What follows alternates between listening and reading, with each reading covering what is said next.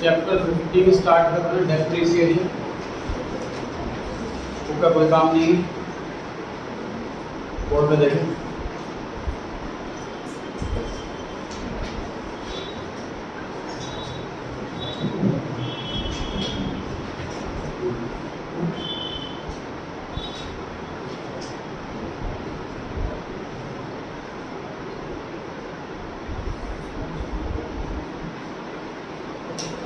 Machinery purchase और wages paid, sir इन दोनों में ही पैसे जा रहे हैं, खर्चा इन दोनों में ही हो रहा है, लेकिन फिर भी हम अकाउंटेंट इन दोनों को सेपरेट ट्रीट करते हैं। वेजेस पेड को एक्सपेंस बुलाते हैं और मशीनरी परचेज को एसेट बुलाते हैं। हम अकाउंटेंट ये बिलीव करते हैं कि जो लॉन्ग टर्म का खर्चा है हम उसको नाम दे रहे हैं एसेट का। मशीनरी खरीद के लाने में भी पैसे ही गए हैं और वेजेस पे करने में भी पैसे ही गए हैं, क्योंकि वापसी कभी नहीं आना। तो दोनों में सिमिलरिटी, दोनों में खर्चे हैं, लेकिन हम एसेट बुला रहे हैं उस खर्चे को जो लॉन्ग टर्म वाला खर्चा है। मशीन हमने अगर इस साल खरीदी है तो 10 साल का खर्चा इकट्ठे कर दिया, अब हर साल नहीं खरीदनी पड़ेगी, तो लॉन्ग टर्म वाले खर्चे को एसेट बुला। अगर ध्यान आपको सेकंड चैप्टर में एक्सपेंडिचर के दो टाइप्स पढ़े थे हमने, कैपिटल एक्सपेंडिचर और रेवेन्यू एक्सपेंडिचर।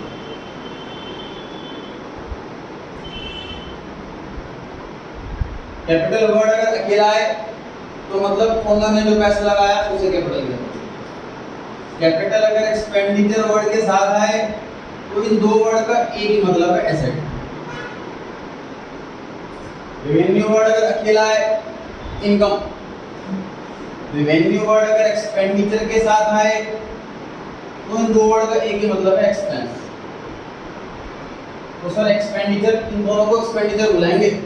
मशीनरी खरीदना ये भी एक्सपेंडिचर है, वेजेस पे करना ये भी एक्सपेंडिचर है, लेकिन ये लॉन्ग टर्म वाला एक्सपेंडिचर है, ये कैपिटल एक्सपेंडिचर है, इसलिए इस वाले को एसेट बुला रहे हैं और इसको एक्सपेंस बुला रहे हैं। इस चैप्टर में हमारा काम क्या है? इस चैप्टर में हमारा काम है कि इसको इसमें कन्वर्ट करना, कैपिटल एक्सपेंडिचर को रेवेन्यू एक्सपेंडिचर में कन्वर्ट करना, एसेट को एक्सपेंस में कन्वर्ट करना। क्योंकि जो मशीन हम लेकर के आए हैं सर, ये 10 साल खर्चा हमने इकट्ठे कर दिया, तो हम अकाउंटेंट क्या करेंगे, इसको 10 सालों में बांटेंगे, 10 सालों में खर्चा दिखाएंगे टुकड़ों में। फॉर एग्जाम्पल 10 लाख रुपए की मशीन खरीदी और हमें लग रहा है 10 साल चल जाए, तो 1 लाख रुपए हर साल का खर्चा। तो ये काम सीखना है हमें इस चैप्टर के अंदर, एसेट को एक्सपेंस बनाना। एसेट को एक्सपेंस बनाया जाता है डेप्रिसिएशन वर्ड के थ्रू। ये वर्ड पहले भी आया हुआ है, तो बताया गया था कि इस वर्ड पे सेपरेट चैप्टर है और डिटेल में चर्चा करेंगे इसकी, तो वो चैप्टर आ गया।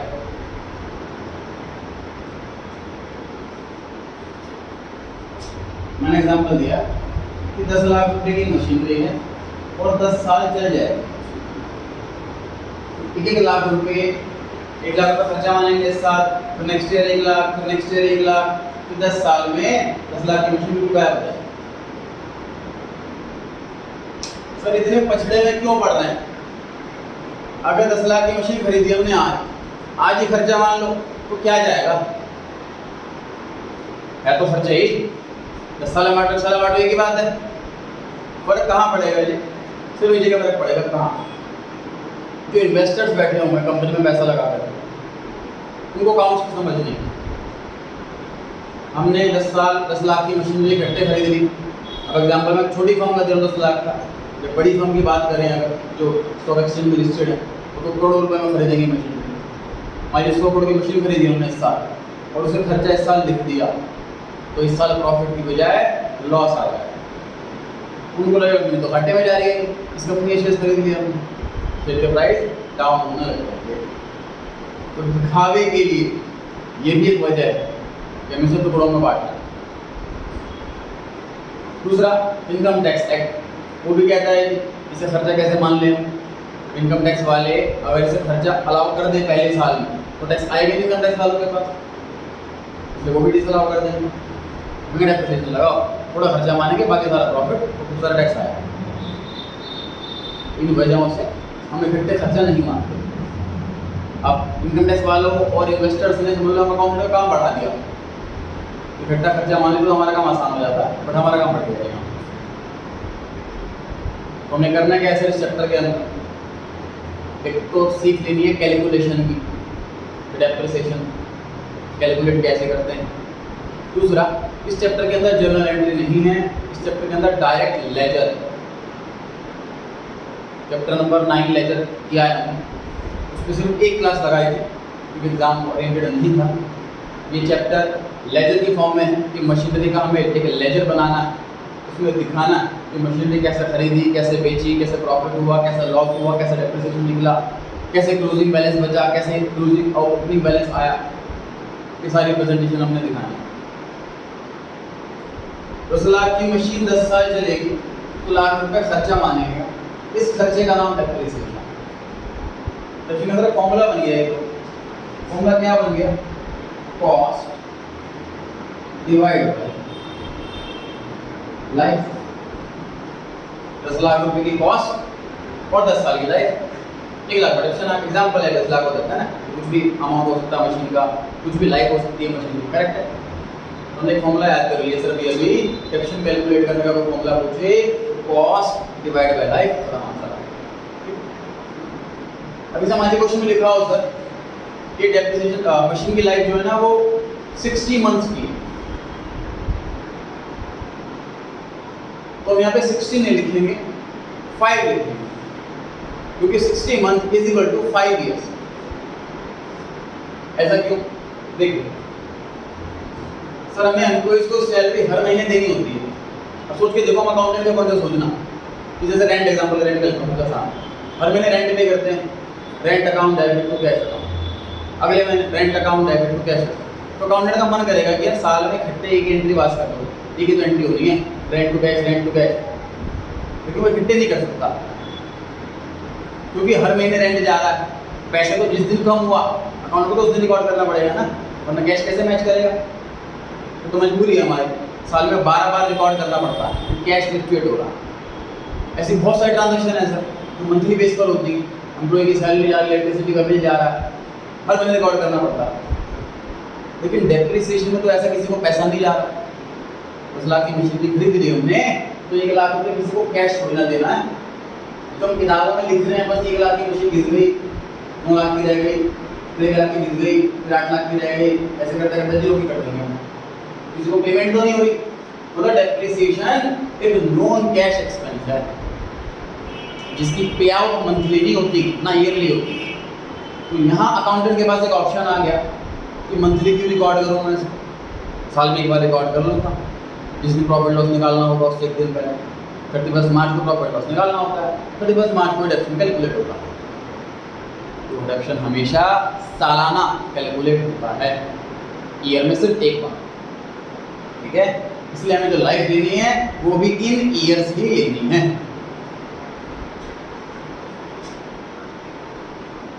मतलब क्वेश्चन बोले कि सर लाइफ इस मशीन की 36 मंथ है, तो डिवाइड में 36 नहीं 3।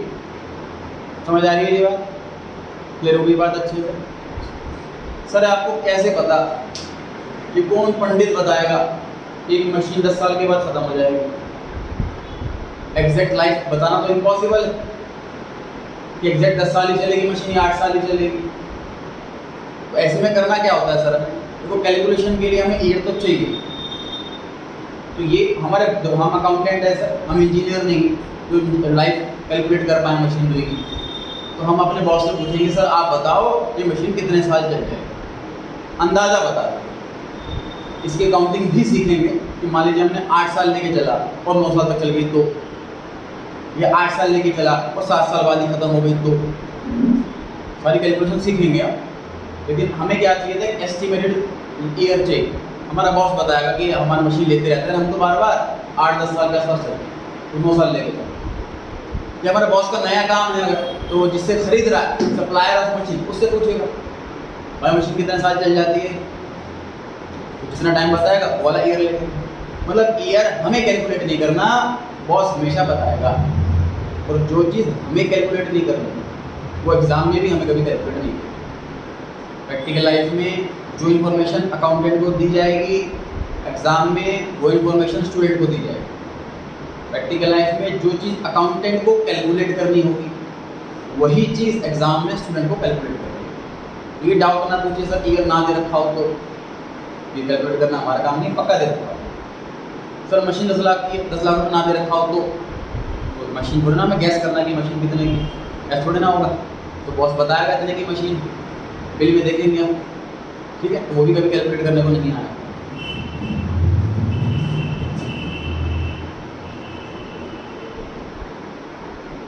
एस्टिमेटेड एक वर्ड की रेलेवेंस है, इसलिए मैंने इकट्ठे फॉर्मूला नहीं लिखवा दिया आपको। एक वर्ड लिखवाया समझाया, फिर एक वर्ड लिखवाया समझाया, ऐसे करके मैं उसको बड़ा करता जाऊंगा। अब सर फॉर्मूला है cost divide by estimated life in years. Life क्यों आई पता है, ईयर्स क्यों आया पता है, एस्टिमेटेड वर्ड क्यों आया पता है। अब और आगे सुनिए सर, ये जो 10 साल आप लाइफ बुला रहे हो गलत।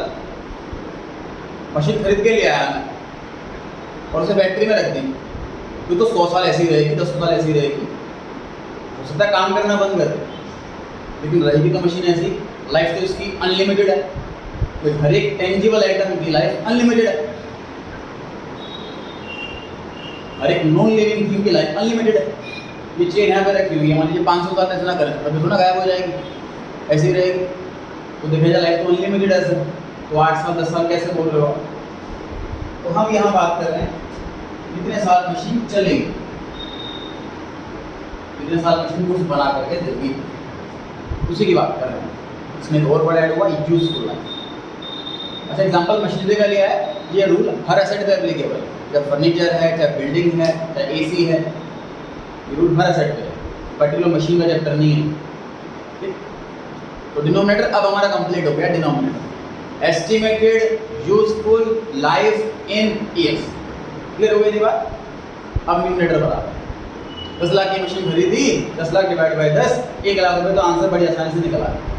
लेकिन हमने कुछ जनरल एंट्री के क्वेश्चंस में एक चीज़ सीखी थी कि सर जब तक एसेट रेडी टू यूज ना होगा तब तक के खर्चे उसकी कॉस्ट में ऐड किए जाते हैं। तो मशीन 10 लाख की खरीदी हमने, मान लीजिए इंडिया में नहीं है, फॉरेन से खरीदी, तो वहाँ से यहाँ पे लाने में 2 लाख रुपये खर्च हो गए। एयरपोर्ट से फैक्ट्री लाने में 20,000 रुपये खर्च हो गए। वर्कर्स को वेजेस दी भैया, फैक्ट्री से मशीन उठाओ और फैक्ट्री में फिट करो, इंजीनियर को बुलाया इंस्टॉल करो, उस पर थोड़ा सैंपल डाल के ट्रायल एंड रन करा, वगैरह वगैरह बहुत सारे खर्चे हो गए। तो ये सारे खर्चे भी कॉस्ट का ही पार्ट बनेंगे।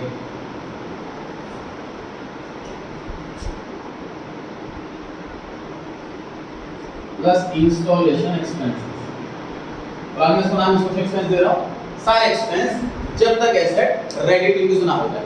क्वेश्चन को सारे काफ़ी सारे करेंगे हम, हमें आइडिया हो जाएगा कि कौन से क्वेश्चन एक्सपेंस हमें ऐड करने होते हैं, कौन से इग्नोर करते हैं। क्लियर हो गई ये बात। अब एग्जांपल में और एडिशन करें सर हम कि 10 लाख की मशीन और मान लेते हैं कि 2 लाख रुपए हमारे खर्च हो गए, टोटल हमें मशीन पड़ी 12 लाख की, 12 लाख और 10 साल की लाइफ। अब डेप्यूशन कितना आ गया, अब डेप्यूशन 1 लाख की जगह हो गया 1,20,000, 1,20,000। सोचिए देखो 12 लाख की मशीन है, हर साल डेप्यूशन लगाएंगे 1,20,000, 1,20,000, 1,20,000, 10 साल 0 हो गया। फिर बार ये बात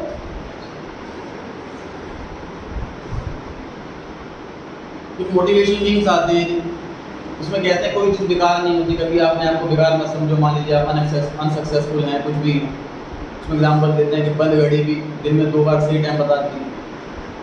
ऐसे ही सर जो मशीनरी है वो बिल्कुल बेकार हो जाए, कोई काम नहीं कर रही, कोई गुड्स नहीं बना रही, कभी वो बेकार नहीं। उसमें इतना सारा लोहा, इतना वेट है उस मशीन के अंदर, उसे कबाड़ी वाले को भी देंगे तो 30-40 हज़ार रुपये के आसपास या उससे ज़्यादा मिल जाएगा, उसे स्क्रैप वैल्यू बोला। स्क्रैप में देंगे जब वो मशीन को तो कुछ पैसा मिलेगा उसको। सिर्फ कोई आइटम जब खरीदते हैं ना तो एक और चीज़ देखते हैं उसमें, उसकी रीसेल वैल्यू के लिए। तो कोई कार खरीदते, कोई मोबाइल खरीदते, उसकी रीसेल वैल्यू कितनी है, ये चीज़ भी चेक की जाती है। इसकी रिसेल वैल्यू अच्छी है, उसको खरीदेंगे, वो भी धीरे बिक भी जाएगा, अच्छे में बिक जाएगा। इसकी रिसेल वैल्यू कम, उसको हम नहीं खरीदेंगे, मतलब जिसको नॉलेज है अच्छे से वही चीज़ चेक करता है रिसेल वैल्यू वाले वाला। तो मशीन सर मैंने 12 लाख रुपए की खरीदी है, सपोज मैं इसको स्क्रैप में दूंगा 10 साल बाद, तो लगभग 1 लाख रुपए मिल जाए सपोज। सर आपको कैसे पता? तो देखिए अभी स्क्रैप वैल्यू का रेट क्या है ये हम इजीली कैलकुलेट कर सकते हैं। अगेन हमारा काम नहीं है स्क्रैप वैल्यू के पास जाना, हम जो अकाउंटेंट है सर अपने एसी में बैठे रहेंगे, बॉस को बोलेंगे सर इन्फॉर्मेशन पता कर दे, और वो खुद पता करने जाए या किसी और अपने एम्प्लॉय को भेजे पता करने के लिए, वो उसकी ड्यूटी है। हमें तो बैठे बैठे इन्फॉर्मेशन चाहिए सर।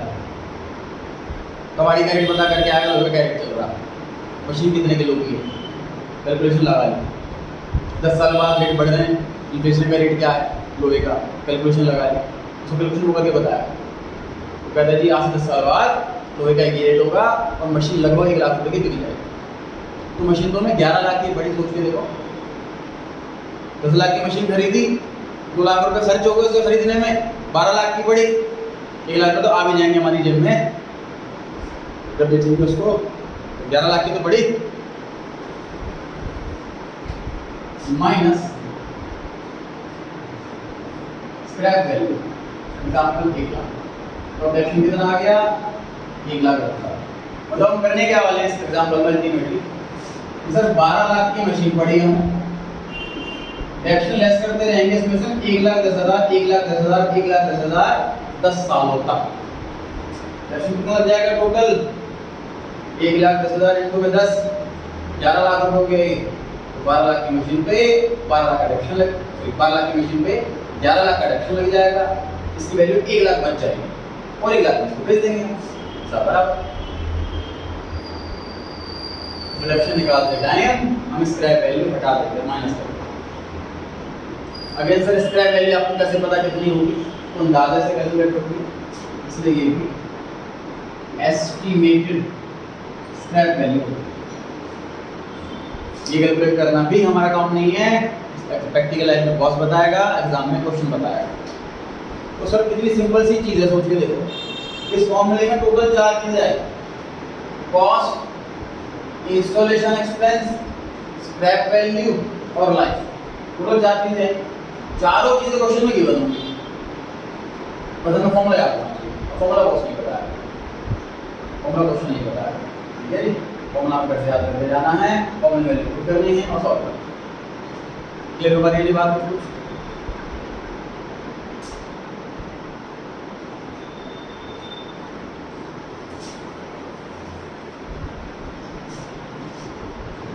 नोटिंग नहीं करनी है आपको, सिर्फ बोर्ड पे देखते रहें।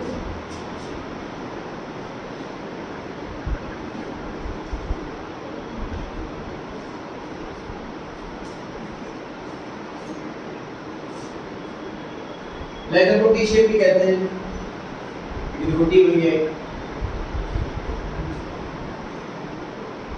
Left hand side debit side, right hand side credit side, 3 column debit में और 3 कॉलम क्रेडिट में, डेट, पर्टिकुलर्स, अमाउंट,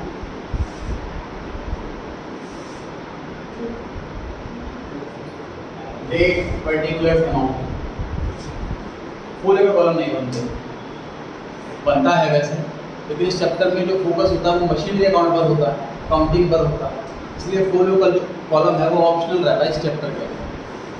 बनाए तो भी ठीक, नहीं बनाए तो भी ठीक, बनाएंगे तो जेएफ का कॉलम बनेगा, जनरल फोलियो, ठीक। बुक में भी आपको लिस्ट मिल जाएंगे ऐसे, इसमें बनाता किसी में नहीं बनाया, क्योंकि फोकस इस पे जो है मशीनरी अकाउंट पर रहता है। चलिए अब क्वेश्चन देखिए, कुछ स्टार्टिंग ऐसे होने वाली है। क्वेश्चन स्टार्ट ऐसे होगा, क्वेश्चन कहेगा सर इस डेट पर हमने मशीनरी खरीदी, डेप्रिसिएशन तो खुद हमें कैलकुलेट करना होगा ऐसे फॉर्मूले से, या फिर क्वेश्चन में एक्शन का रेट दे रखा होगा और आसान क्वेश्चन हो जाएगा। मान लीजिए क्वेश्चन पर 10% एक्शन का रेट है 10%, 10 लाख की मशीन 10%, 1 लाख रुपए हो गया और आसान हो गया है। मतलब रेट दे रखा हो तो बहुत आसान हो गया, नहीं दे रखा हो तो हमें निकालना था, ठीक। एक्शन लगाना है कब? हमेशा 31 मार्च। एक्शन लगाना है कब? हमेशा 31 मार्च को जिस दिन साल खत्म होता है, क्योंकि हम मंथली वाली हेडिंग नहीं पाल रहे, किसी को कैश तो देना नहीं है, बुकिश एंट्री है, जब मर्जी कर लो, बार बार क्यों करें, एक ही बार करेंगे। 31 मार्च 10 लाख की मशीन, 1 लाख डिडक्शन लगा तो मशीन बची कितनी, 9 लाख। मान लेते हैं सर 1 अप्रैल 2020 तो मशीनरी खरीदी हमने 10 लाख रुपए। चलिए ट्राई करो, मशीनरी खरीदने की entry, machinery account debit to cash account, correct है, ये एंट्री सीखी हमने, गलत एंट्री एंट्री होगी machinery account debit to bank account. समझे क्यों? अभी तक को गलती पढ़ाया हुआ, अभी तक आपको ये पढ़ाया हुआ है कि आप प्रोप्राइटरशिप में अकाउंटेंट हैं, सारी ट्रांजैक्शन कैश के थ्रू होती है, इसलिए आपको प्रेजम्पशन हमेशा कैश की लेनी है। अभी तक यही पढ़ाया हुआ है और एक चैप्टर था सब सही लिखा। इस चैप्टर से नई चीज़ क्या सीख रहे हैं सर हम? इनकम टैक्स एक्ट वाले 20,000 से ऊपर की पेमेंट को, कैश वाली पेमेंट को पेमेंट मानते ही नहीं। कोई भी ट्रांजैक्शन हम 20,000 से ऊपर की कैश में नहीं कर सकते, डिसअलाउ हो जाती है। हर ट्रांजैक्शन बैंक से ही होती है, इसीलिए सिर्फ इस चैप्टर में, पूरी 11th क्लास में सिर्फ इस चैप्टर में हमारी जो प्रिजम्पशन रहेगी वो बैंक की रहेगी। मशीन पे कभी भी पेमेंट कैश से नहीं खरीदी जाएगी, क्योंकि सर की लिमिट आपके कोर्स में नहीं है, आपको नहीं आता है, थ्योरी में लिख के भी नहीं आता। तो मशीन खरीदी सर हमने, एंट्री करी machinery account debit to bank account, इसकी जर्नल एंट्री हुई। अब इसकी लेजर पोस्टिंग कैसे होगी सोचिए, ये मशीनरी अकाउंट है और ये बैंक अकाउंट है। एंट्री में मशीनरी डेबिट हुई है, मशीनरी के डेबिट साइड पे लिखा जाएगा 10 लाख और बैंक अकाउंट क्रेडिट हुआ, machinery account debit to bank, तो बैंक अकाउंट के क्रेडिट साइड में लिखा जाएगा 10 लाख। बता दी थी बात, जो डेबिट होता है उसके डेबिट के कॉलम में, जो क्रेडिट होता है उसके क्रेडिट के कॉलम में। क्लियर हो गई बात? अच्छा, अब अमाउंट से पहले आता है जो पर्टिकुलर्स का कॉलम, वहाँ पर क्या करना होता है, क्रॉस नेम, यहाँ पर इसका नाम, यहाँ पर इसका नाम, यहाँ पर क्या लिखूंगा, टू बैंक अकाउंट, यहाँ पर क्या लिखूंगा, by machinery account. Debit side का पर्टिकुलर्स 2 से स्टार्ट, क्रेडिट साइड का पर्टिकुलर्स 22 से स्टार्ट, ये प्रेजेंटेशन, ठीक है जी। अब क्वेश्चन में ये वाला लेजर हमसे मांगता ही नहीं है, क्योंकि हम कैश में सीख चुके हैं बैंक अकाउंट कैसे बनाते हैं, एग्जाम में से मशीनरी अकाउंट का लेजर मांगता है। मशीनरी खरीदी है, ये कहाँ रिकॉर्ड करें सर, डेबिट साइड में रिकॉर्ड करें टू बैंक अकाउंट के नाम से, ठीक है। 1 अप्रैल को खरीदी मशीनरी 10 लाख रुपए की, डेबिट में लिख दिया टू बैंक अकाउंट 10 लाख। अब खरीदने के बाद क्या करना है, पहले दिन खरीद ली, पूरे साल कुछ करना ही नहीं, पिछले साल के एंड में आएंगे डेप्रिसिएशन लगाएंगे, तो बची मशीन कितनी हो कैलकुलेट कर लेंगे, डेप्रिसिएशन की एंट्री बताइए, डेप्रिसिएशन ऑन मशीनरी की जर्नल एंट्री, चैप्टर 8 में सीख चुके हैं हम, बताओ, करेक्ट है, depreciation account debit to machinery account, entry होगी depreciation debit to machinery account. अब सर ये डेप्रिसिएशन का लेजर है, ये बना दो डेप्रिसिएशन का, और ये मशीनरी का 10 लाख का 10% 1 लाख, बताओ इधर किधर लिखो, इसको किधर लिखो, डेप्रिसिएशन अकाउंट का किस साइड, डेबिट साइड, क्योंकि एंट्री में डेप्रिसिएशन अकाउंट डेबिट हो रहा है, इधर किस साइड देखो, क्रेडिट साइड, क्योंकि एंट्री में मशीन अकाउंट क्रेडिट हो रहा है। यहाँ पर्टिकुलर्स में क्या लिखूं, तो मशीनरी अकाउंट क्रॉस नेम, इधर क्या लिखूं, bye depreciation account cross name. अब क्वेश्चन में ये वाला अकाउंट मांगते ही नहीं, ये वाला अकाउंट मांगता है मशीनरी अकाउंट, मशीनरी की साइड लिखना होगा क्रेडिट साइड, सारे डेट बताइए, डेट बताइए तो यहाँ पर 31 मार्च 2021, ये 21 लिखा है, यहाँ पे 20 लिखा है, ये दोनों सेम ईयर है कि डिफरेंट ईयर है? सेम ईयर है। 1 अप्रैल 2020 से 31 मार्च 2021 तक ये दोनों सेम ईयर है। कैलेंडर ईयर बदला, अकाउंटिंग ईयर नहीं।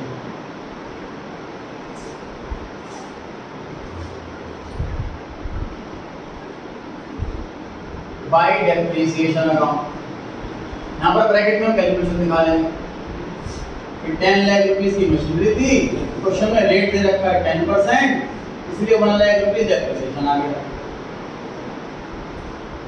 डेप्रिसिएशन निकालने के बाद चैप्टर 9 में सीखा था सर हमने कि हर आइटम का हमें क्लोजिंग बैलेंस निकालना होता है कि साल में बची कितनी। तो मान लीजिए डेटर है, हम इनको माल बेचा कई बार, पैसे आए कई बार, डिस्काउंट दिया कई बार, रिटर्न आई कई बार, सब कुछ करने के बाद अल्टीमेट बैलेंस कितना बचा कैलकुलेट करना होगा हमें। तो बैलेंस शीट बोलते हैं उसको, कैरी डाउन। तो बैलेंस शीट निकालते के आंसर क्या रूल होता है उसका? टोटल करते हैं हम दोनों साइड का रफ में, उसके बाद दोनों को माइनस कर देते हैं, उसके बाद जो आंसर आए उसे लिखते हैं उस साइड जो साइड छोटी है। ये काम यहाँ पर करेंगे।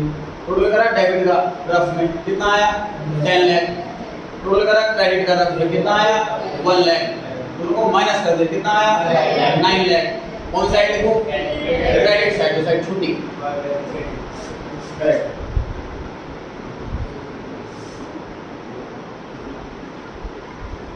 By balance sheet. और उसके बाद टोटल लिखते हैं हम। टोटल में कौन सा वाला लिखते हैं, बड़े वाला कि छोटे वाला? बड़े वाला।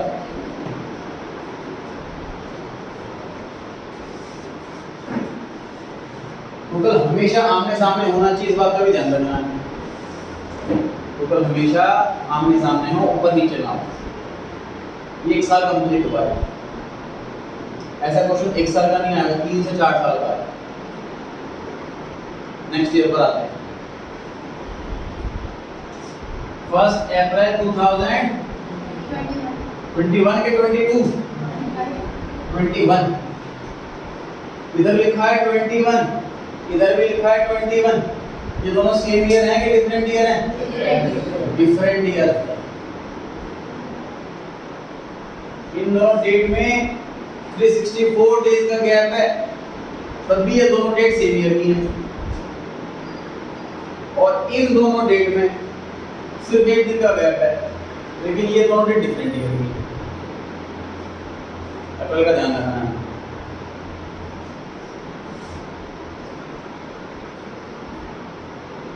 To balance BD brought down, CD stands for carried down। मौला सीख लिया हमने 1 साल। हम नेक्स्ट ईयर भी सेम काम करना है, डेप्शन लगाना, रिसीडी रिडक्शन लगाना, रिसीडी। डेट बताइए डेप्शन की। 22।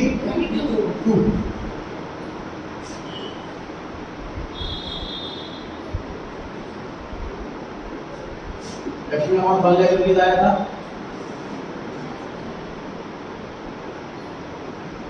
बैलेंस कितना बचा?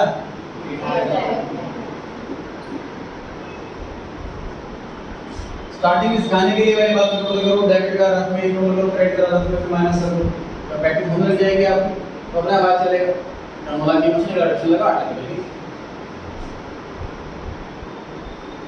डेट बताइए कि बैलेंस बीडी की 2022।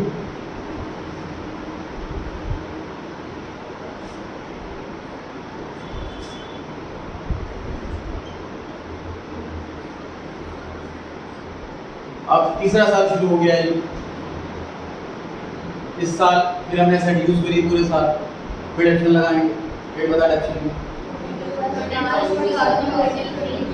2023।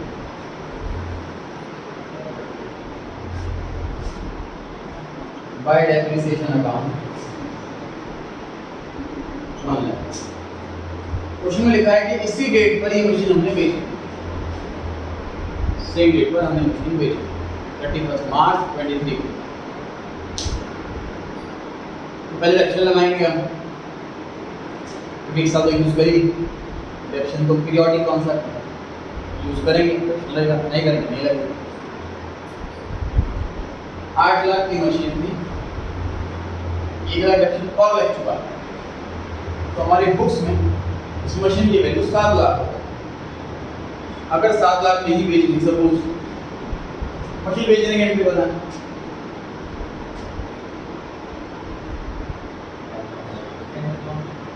जो खरीदने की एंट्री उसका उल्टा, भाई खरीदते हैं जब मशीनरी तो पैसा जाता है मशीन आता है, तो जब मशीन बेचते तो उल्टा होता है, पैसा आता है मशीन जाता है। एंट्री हुई बैंक अकाउंट में डेबिट, तो मशीनरी अकाउंट लेजर पे आ जाते हैं, इधर बैंक लिखा मैंने, इधर मशीन लिखा, बैंक डेबिट हो रहा है 7 लाख से, मशीन क्रेडिट हो रही है 7 लाख से, बैंक अकाउंट क्वेश्चन में मांगा नहीं है, मशीनरी अकाउंट मांगा है, इस साइड लिखो क्रेडिट साइड,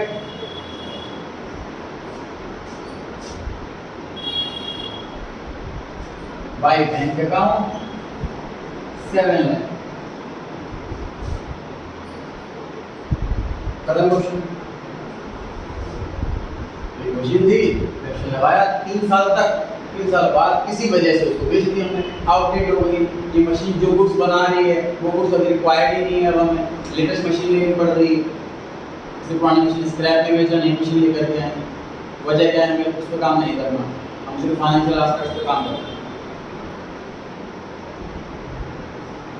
तो 7 लाख की जगह अगर कम में बेची होती तो 6 लाख में बेची होती तो, मतलब बैंक में तो आ रहा है 6, लेकिन मशीन जा रही है 7 की, ऐसे ही हो रहा है, मशीन जा रही है 7 लाख वाली, लेकिन बैंक में आ रहा है 6 लाख, 1 लाख का लॉस हो गया, लॉस होने से नया अकाउंट खोलेंगे, loss on cell of machinery 1 lakh.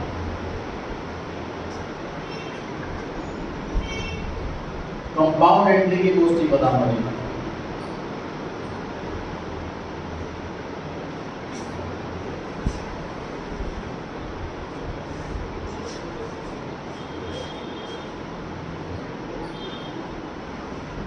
ध्यान से देखो,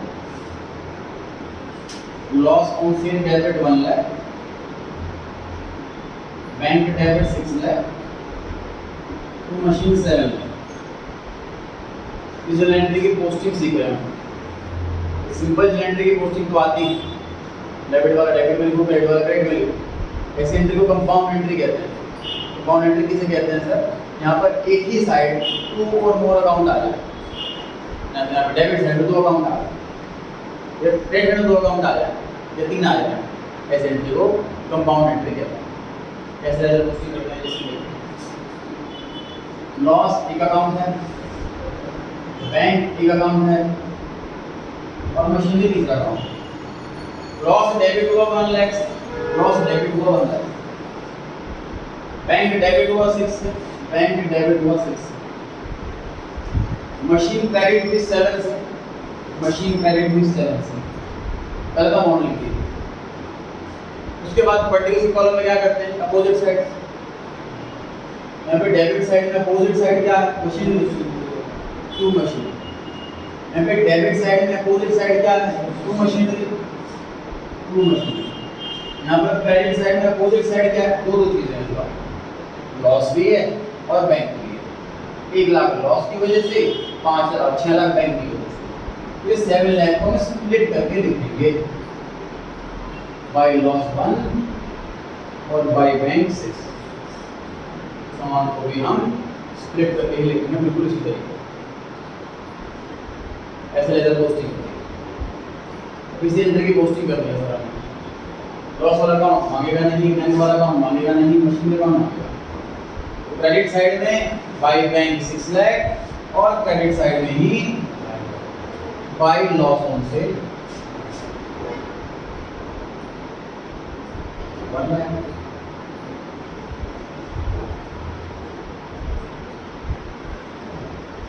ठीक है जी,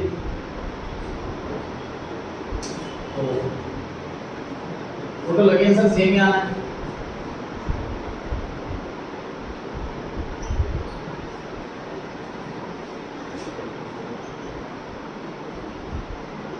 और सेम ही आना है, चाहे कम में बिके चाहे ज़्यादा में बिके, मैक्सिमम चांसेस लॉस के रहते हैं क्योंकि सेकेंड हैंड गुड्स की कैपिटल गुड्स की सेकेंड हैंड मार्केट नहीं। कैपिटल गुड्स मतलब जो गुड्स बनाते हैं उन्हें कैपिटल गुड्स कहते हैं। जो एसेट्स होती हैं बिजनेस के, फर्नीचर, मशीनरी, इन आइटम को बेचे जाते हैं नहीं मिलती मार्केट, कस्टमर नहीं मिलती, इसलिए बहुत कम में बिकती है, इसलिए मेजॉरिटी ऑफ द क्वेश्चन में लॉस होती है। गिन वाला केस भी करेगा, अभी नहीं डिस्कस कर रहा हूँ उसको।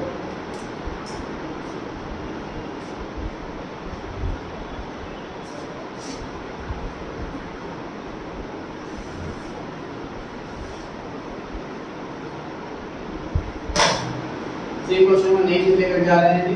10 लाख की मशीन खरीदी, 1 साल यूज करी, 1 लाख प्रोडक्शन लग गया, अब नेक्स्ट ईयर में आ गए, कंपनी का काम बढ़ रहा है, उसने एक और मशीन खरीदी।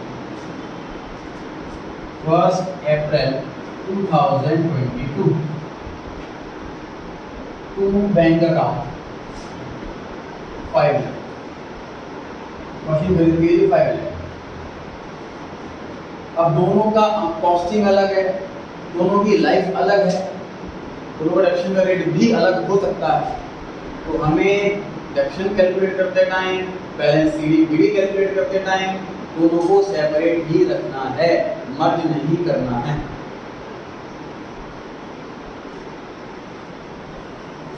इसको नाम देंगे सर, इसको फर्स्ट, इसको सेकंड, या फिर मशीनरी है M1 M2 A B जो आपको पसंद आता है, जो भी कोडिंग देना चाहें। ये कोडिंग हर आइटम में होती है, फॉर एग्जाम्पल पहले भी दिया है।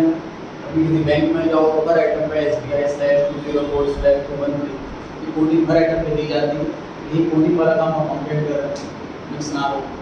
तो कुछ ये वाली इसमें मशीन में गड़बड़ है, हम कोड बेसिकली कौन सी वाली मशीन वो बताएगा 20493 हम वाली उसके अकाउंट चेक करेंगे स्पेसिफिकली, तब पता लग पाएगा ना कौन सी गड़बड़ है। फिलहाल मैं इसको M1 M2 नाम दे रहा हूँ। डिडक्शन भी लगाएंगे सर, M1 पे अलग और M2 पे अलग। डिडक्शन बताइए M1 पर कितना 1 लाख, तो कैलकुलेट पहले कर चुके हैं। M1 पे तो डिडक्शन पहले कैलकुलेट कर चुके हैं 1 लाख। M2 पे डिडक्शन कितना,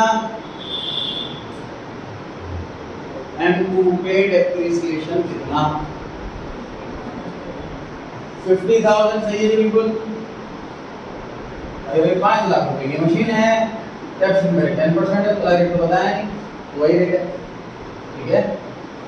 टोटल डेप्रिसिएशन हो गया इस साल का 1,50,000, ठीक है। दोनों का कैरी कर रहा है। इस सेम काम हमें बैलेंस शीट निकालते टाइम भी करना है। बताइए बैलेंस शीट M1 का कितना 8 लाख, 9 लाख की मशीन थी, 1 लाख एक्शन लग गया, 8 लाख की मशीन।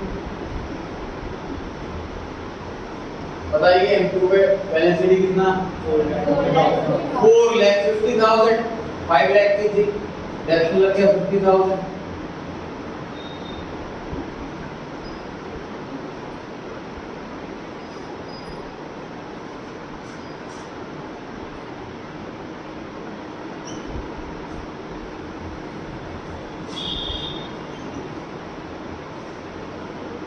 पहले बेसिक अकाउंट सीख लिया हमने, उसके बाद सेल देख ली, उसके बाद हमने दो मशीन एक साथ आ जाती हैं तो क्या होगा वो सीख लिया, किस आइटम पर आता है।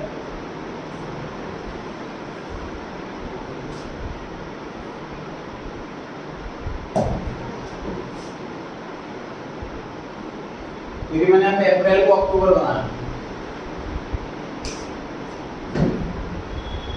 मगर जो नई मशीन वैसा तो है नहीं कि अकाउंटिंग ईयर की शुरुआत पर ही खरीदी जाए, तो कभी भी खरीदी जा सकती है, अक्टूबर में, नवंबर में, दिसंबर कभी खरीदी जा सकती है। डिडक्शन का रेट होता है वो रेट पर एनम का होता है, 1 साल का रेट होता है, 12 महीने का रेट होता है। अगर हमने कोई मशीन कम मंथ्स यूज़ करी है तो उस प्रोडक्शन भी कम मंथ्स का ही लगेगा। तो कैसे लगाएंगे इस पर 5 lakh multiply by 10% multiply by 6 by 12 1 अक्टूबर से 31 मार्च ये 6 महीने दक्षिण में से 6 महीने का कितने मंथ हो सकते हैं? 1 नवंबर आ जाए तो 5 महीने, 1 फरवरी आ जाए तो 2 महीने, 1 मई आ जाए तो 11 महीने। मतलब हमें करना क्या, परचेज की डेट से लेकर के ईयर एंड की डेट 31 मार्च तक के मंथ काउंट कर लेना। परचेज की डेट से 31 मार्च तक के कितने मंथ हुए ये काउंट कर लेना बस। रिडक्शन आ गई 25,000।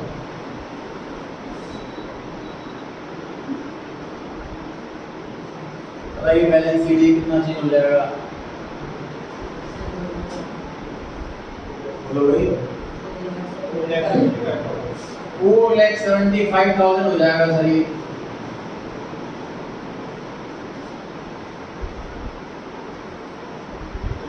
डिडक्शन कम होने से क्लोजिंग बैलेंस बढ़ जाएगा। तो सर इस चैप्टर में एग्जाम में होने वाली गलतियां, ये पहली गलती। एग्जाम में स्टार्ट क्वेश्चन ऐसे होगा, मशीनरी परचेज ऑन 1 जुलाई 2021। बच्चा जुलाई पे ध्यान ही नहीं देगा और टेंशन लगा देगा पूरे साल का, तो इसको लगाना नहीं बनता। ये पहली होने वाली गलती। तो हमें सिर्फ न्यूमेरिकल डेटा पे नहीं फोकस करना है, हमें लैंग्वेज पे फोकस करना है, हमें डेट पे फोकस करना है, हमें रेट पे फोकस करना है। मेजॉरिटी ऑफ द क्वेश्चन में रेट 10% होता है, तो बच्चे 10 याद करके जाते हैं और 10 से लगा के आते हैं डायरेक्ट उसकी तरफ। जैसे कैसे मार्क्स मिलेंगे? जो रेट दे रखा है वही रेट ले आओ, ध्यान से पढ़ो। 11 है या 5 है या 6 है या 15, रेट बड़ा ध्यान से पढ़ना है। इसमें जो भी रेट दे रखा है वही रेट लगा।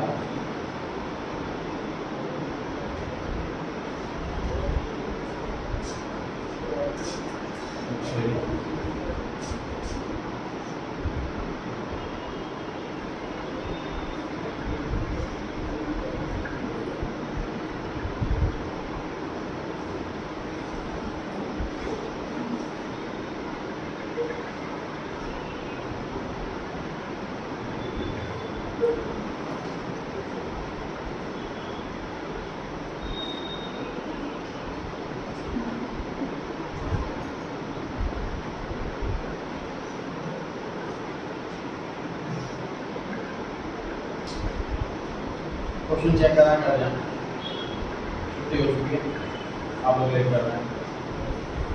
मशीन खरीदी है जी 1 जुलाई 21 को 20 लाख की।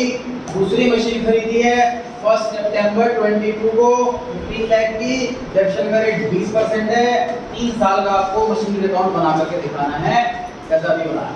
सेल मैंने नहीं दी अभी तक, बिल्कुल आसान रखा हुआ है। मशीन खरीदो, डिडक्शन लगाओ, सीडी बीटी, मशीन खरीदो, डिडक्शन लगाओ, सीडी बीटी, बस। मशीन अकाउंट आपको बना के दिखाना है।